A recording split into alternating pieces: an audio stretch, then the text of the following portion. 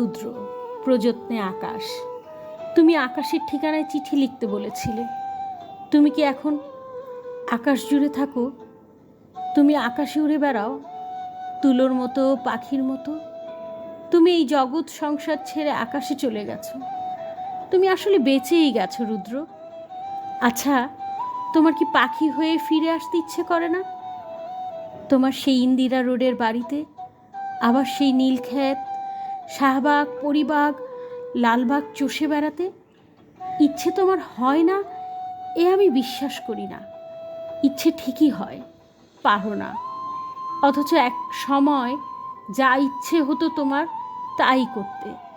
ইচ্ছে যদি হতো সারা রাত না ঘুমিয়ে গল্প করতে করতে। ইচ্ছে যদি হতো সারা দিন পথে পথে হাঁটতে, কে তোমাকে বাধা দিত?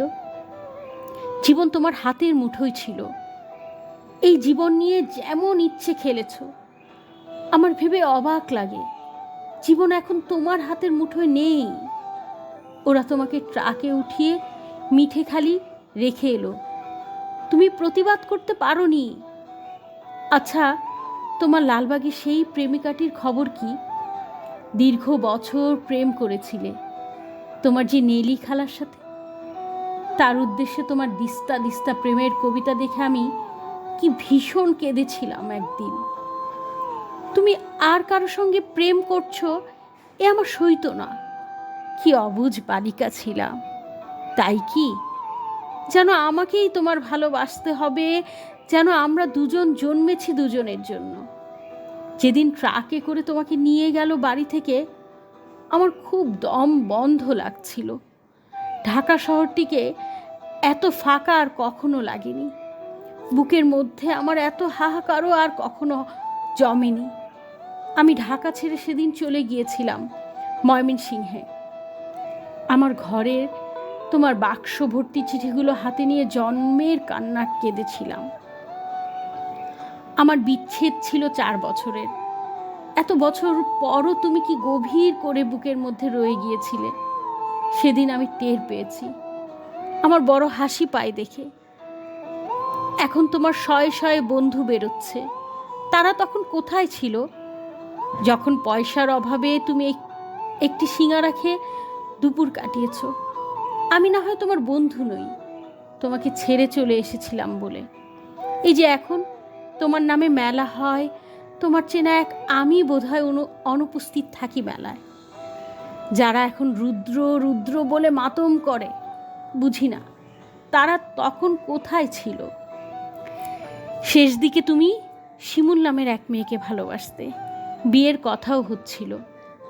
আমাকে শিমুলের সব গল্প একদিন করলে। শুনে তুমি বোঝনি আমার খুব কষ্ট হচ্ছিল, এই ভেবে যে তুমি কি অনায়াসে প্রেম করছো, তার গল্প শোনাচ্ছ। ঠিক এই রকম অনুভব এক সময় আমার জন্য ছিল তোমার। আজ আরেকজনের জন্য তোমার অস্থিরতা। নির্ঘুম রাত কাটাবার গল্প শুনে আমার কান্না পায় না বলো? তুমি শিমুলকে নিয়ে কি কি কবিতা লিখলে তা দিব্যি বলে গেলে। আমাকে আবার জিজ্ঞেসও করলে কেমন হয়েছে। আমি বললাম খুব ভালো।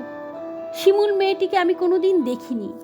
তুমি তাকে ভালোবাসো যখন নিজেই বললে, তখন আমার কষ্টটাকে বুঝতে দেইনি। তোমাকে ছেড়ে চলে গেছি ঠিকই, কিন্তু আর কাউকে ভালোবাসতে পারিনি। ভালোবাসা যে যাকে তাকে বিলোবর জিনিস নয়। আকাশের সঙ্গে কত কথা হয় রোজ, কষ্টের কথা, সুখের কথা। একদিন আকাশ ভরা জ্যোৎস্নায় গা ভেসে যাচ্ছিল আমাদের। তুমি 2-4টি কষ্টের কথা বলে নিজের লেখা একটি গান শুনিয়েছিলে। ভালো আছি, ভালো থেকো, আকাশের ঠিকানায় চিঠি দিও। মংলায় বসে গানটি লিখেছিলে। মনে মনে তুমি কার চিঠি চেয়েছিলে? আমার, নেলি খালার, শিমুলের? অনেক দিন ইচ্ছে তোমাকে একটা চিঠি লিখি। একটা সময় ছিল তোমাকে প্রতিদিন চিঠি লিখতাম, তুমিও লিখতে প্রতিদিন। সেবার আরমানি টোনাল বাড়িতে বসে দিলে আকাশের ঠিকানা। তুমি পাবে তো এই চিঠি? জীবন এবং জগতের তৃষ্ণা তো মানুষের কখনো মেটে না। তবুও মানুষ আর বাঁচে কদিন বলো? দিন তো ফুরায়। আমার কি দিন ফুরোচ্ছে না? তুমি ভালো থেকো, আমি ভালো নেই। ইতি। সকাল। পুনশ্চ। আমাকে সকাল বলে ডাকতে। কতকাল ওই ডাক শুনি না। তুমি কি আকাশ থেকে সকাল, আমার সকাল বলে মাঝে মধ্যে ডাকো, নাকি আমি ভুল শুনি?